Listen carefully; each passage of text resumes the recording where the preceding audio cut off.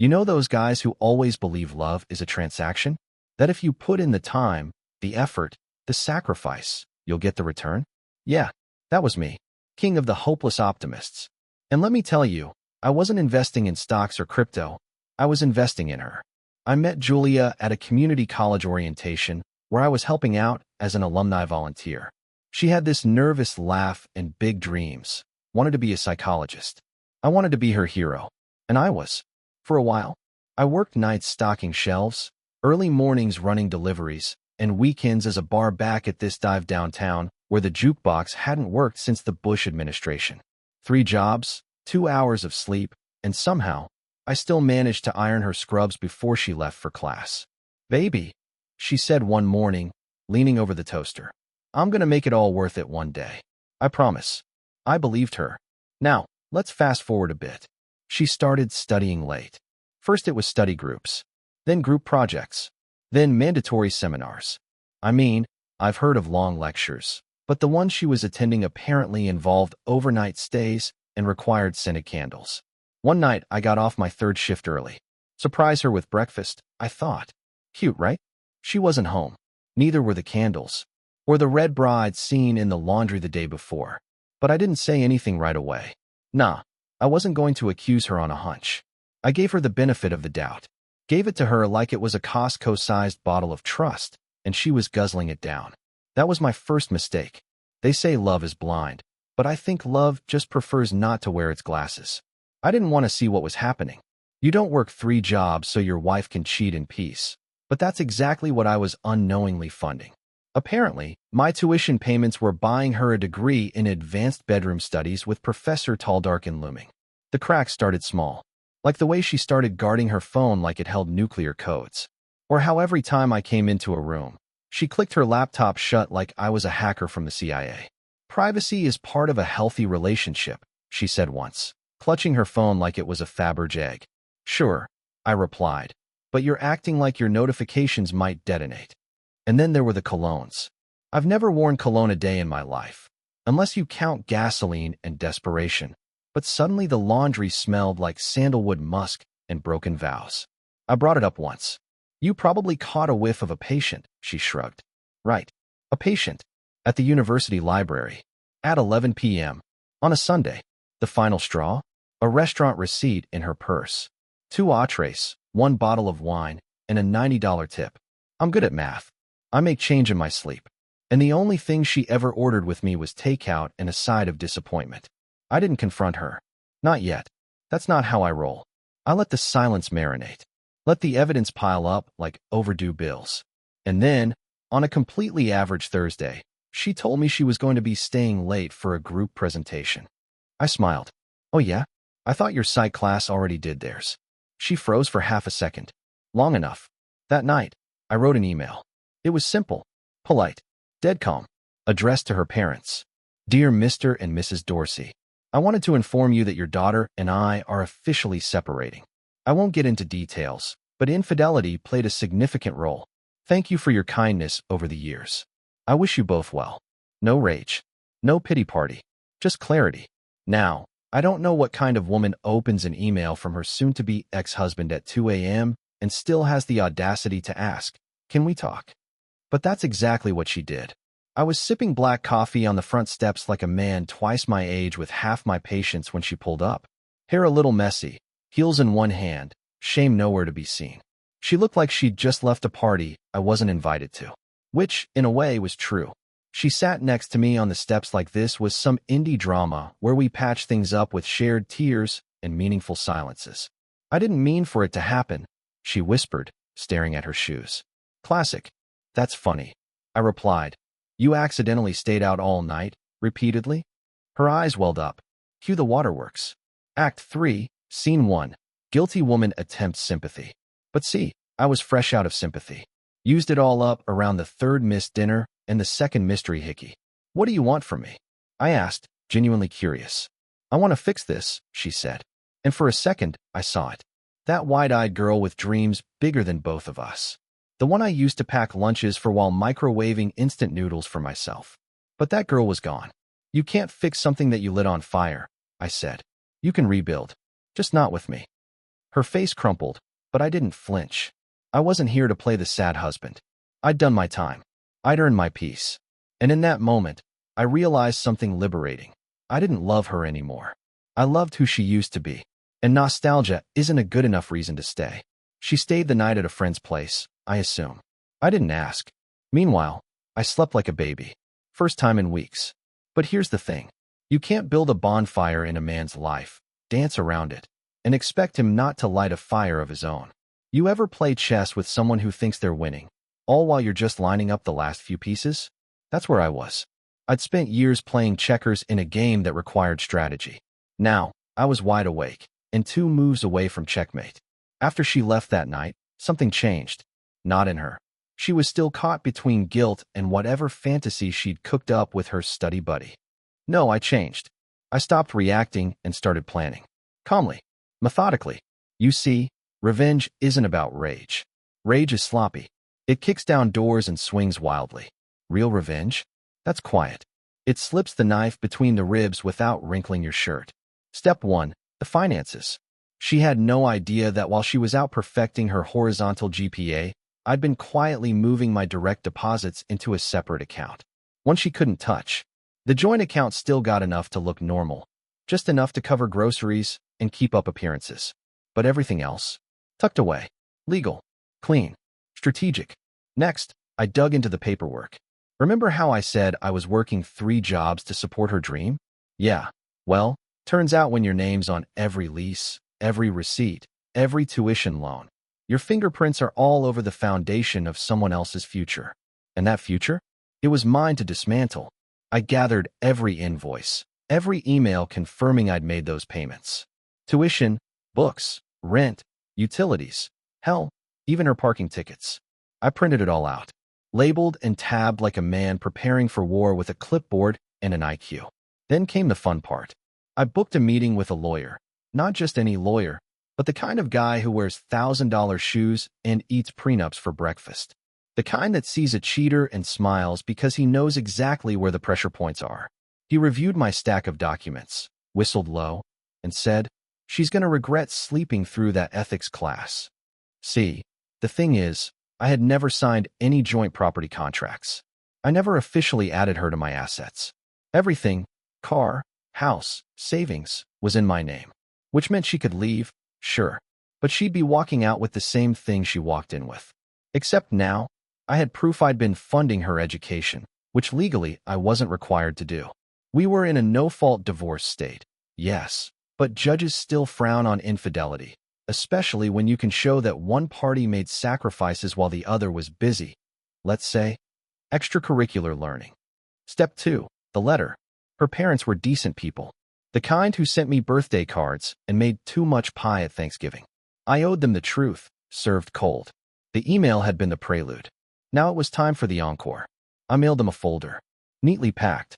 Inside, the timeline of events, the receipts, the proof, and a short, handwritten note that simply said, "I thought you deserved to know what your daughter turned our marriage into.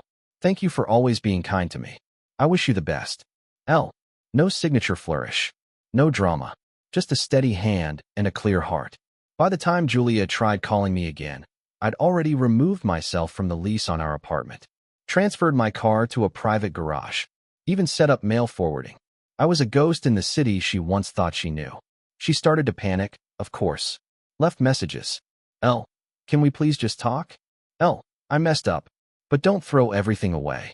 L, I still love you." That last one made me laugh. Not bitterly, just bemused. The way you laugh when a magician tries a trick you've already figured out. I saved the messages, but never responded. She'd had her chance. I'd already packed my last box and driven out of town with the windows down, silence in the passenger seat, and a quiet grin that hadn't touched my face in months. Now here's where it gets poetic. A mutual friend reached out to tell me that Julia had shown up at her graduation ceremony alone. Her other man, as it turns out, had dumped her 2 weeks prior. Something about not being ready for commitment. Go figure. The guy who borrowed my wife didn't want the lease. What a shock. She walked the stage with honors. But afterward, she had no one to clap for her. Her family didn't show. Guess my folder made an impact. I heard her dad called her a stranger and told her to lose their number. And me?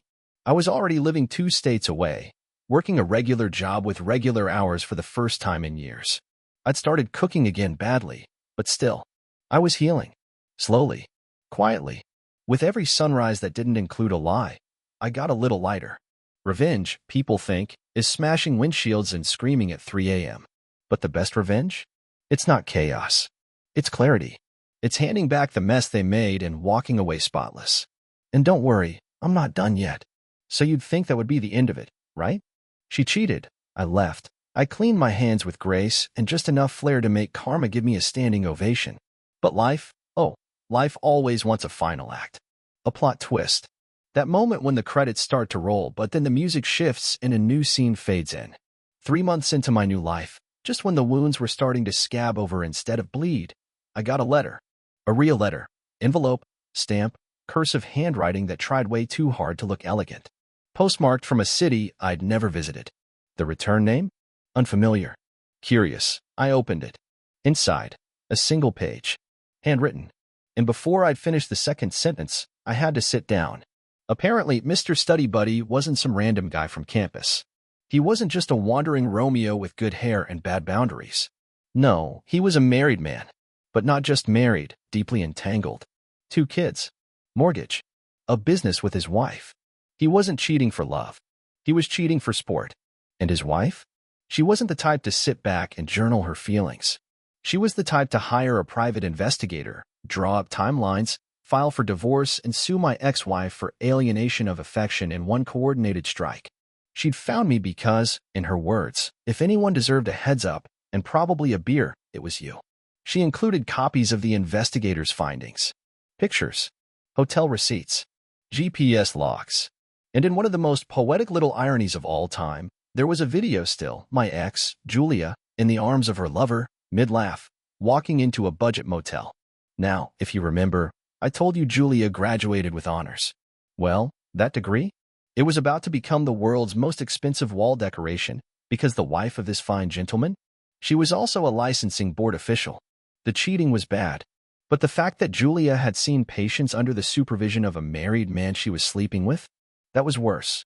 Let me say this clearly. I never lifted a finger to make this happen. I didn't tip off the licensing board. I didn't alert the wife. I didn't share anything beyond that one email to Julia's parents. Life, it turns out, has a pretty strong arm when it comes to pitching karma fastballs. I read that letter 3 times, then folded it back up and stared at it for an hour. I wasn't gloating. I wasn't even satisfied. What I felt, strangely, was nothing. And let me tell you something. That's freedom. When you can look at the person who broke you and feel absolutely nothing, that's better than revenge. That's closure wearing a 3-piece suit. Still, part of me felt like I owed her something. One last moment of honesty. So I wrote her a letter. No rage, no insults. Just a few paragraphs. Julia. By now you know that the man you gambled our marriage on had a life of his own, one he wasn't honest about, either. Funny how that works. I won't say I told you so. That would imply I knew what was coming. I didn't. I just knew you didn't love me enough to stay faithful. That was all the truth I needed. You made your choices. So did I. Here's mine. I forgive you. Not because you deserve it, but because I do. I deserve to let go. I deserve to not carry this bitterness into whatever comes next. I hope you find peace. Real peace. Not the kind you were chasing between motel sheets, but the kind you earn when you face who you really are and decide to be better. Good luck. L. I mailed it. No return address. I don't know what she thought when she read it. I don't care. That was the point. My story wasn't about her anymore. It hadn't been for a while. Now here's where the twist got personal. The friend I'd moved in with temporarily, his sister ran a small print shop. I helped her rebrand the place, build a website, set up some local marketing. Just to keep busy. She was smart, direct, and had this annoying habit of calling me out every time I tried to brush off my own pain with sarcasm. You're funny, she said once, but your punchlines always have barbed wire. I like that.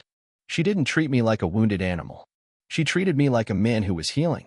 One night we were closing up the shop, and she asked, "So what are you going to do now? You've been free for months. What's next?" And I said, "I don't know.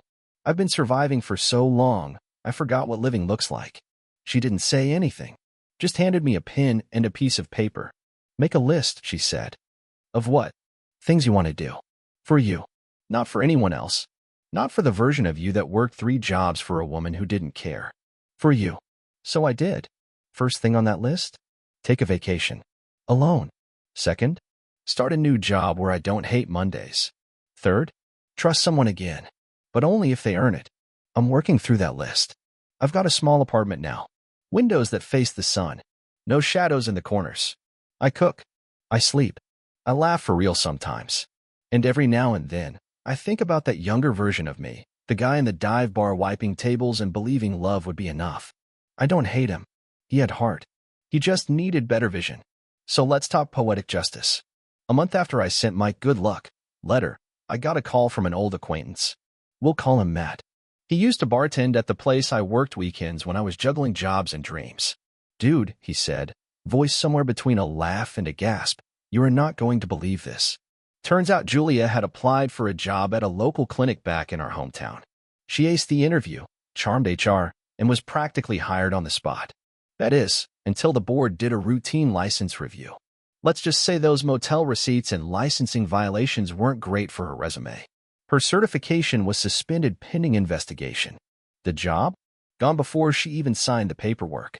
According to Matt, she showed up at the bar one night, downed 2 shots of tequila, and told the bartender she was being punished for falling in love. That's the line? Not sorry I betrayed someone who gave up years of his life for me. Nah, punished for love.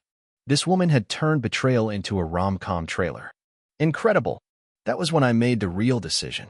I wasn't just going to move on. I was going to thrive. On purpose. Loudly. Visibly. If I was ever going to get revenge, it wasn't through rage, it was through results. I moved again, this time to a small town with a decent skyline and cheap tacos. Rented a loft above a bookstore. Took a job managing logistics for a local business hub. Normal hours. No third shifts. My body finally started forgetting the grind. I didn't date right away. Wasn't interested. People warned me about trust issues and walls, but truthfully, I wasn't bitter. I just knew what I wanted now, and it sure as hell wasn't someone who said, I love you, with their fingers crossed behind their back. I started volunteering weekends again. Taught high school kids how to build resumes and apply for scholarships. Kids like I used to be, big hearts, low budgets. It filled a space I didn't realize was empty. I even reconnected with an old college buddy. He'd gotten divorced, too. His story was a mess of its own, and we found this rhythm between us, 2 guys quietly building themselves back from rubble. That's when I noticed something wild. I was happy. Not flashy, Instagram filtered happy. Just peaceful. Sleep through the night kind of happy. And that, my friend, is the one thing cheaters never expect, that the one they broke will heal and then surpass them. You didn't think she was gone forever, did you? No, Julia came back. Like clockwork. Like a rerun nobody asked for. It started with an email. Subject line, just checking in. I stared at it for a while. Didn't open it. But the curiosity? It's like a mosquito bite in church. I clicked it open. Hey, L. I know I'm the last person you want to hear from, but I've been thinking a lot. About everything. I'm sorry. I truly am. I lost everything, and maybe I deserved it. I heard you moved. I hope you're doing okay. If you ever want to talk about anything, I'd love to catch up. J. No, ma'am. We don't catch up with people who watched us burn and asked for a lighter. I didn't reply. I didn't need to. She already knew the answer. I'm better. Without you.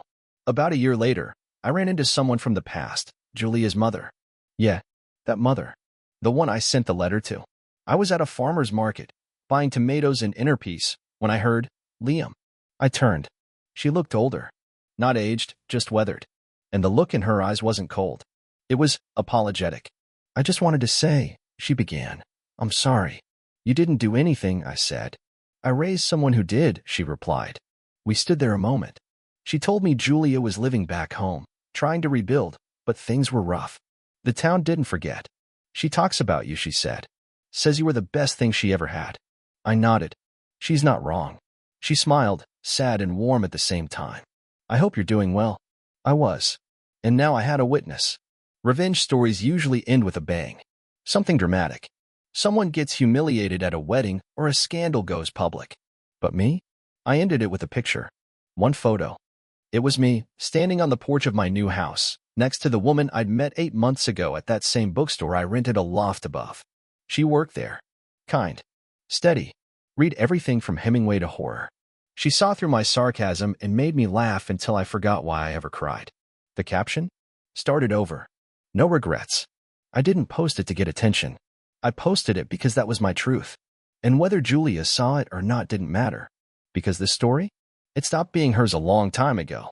This was my heartbreak, my rebuild, my redemption. And in the end, I got everything back. Not the marriage, not the money, but the man I was before she broke me, plus wisdom, clarity, and a hell of a backbone.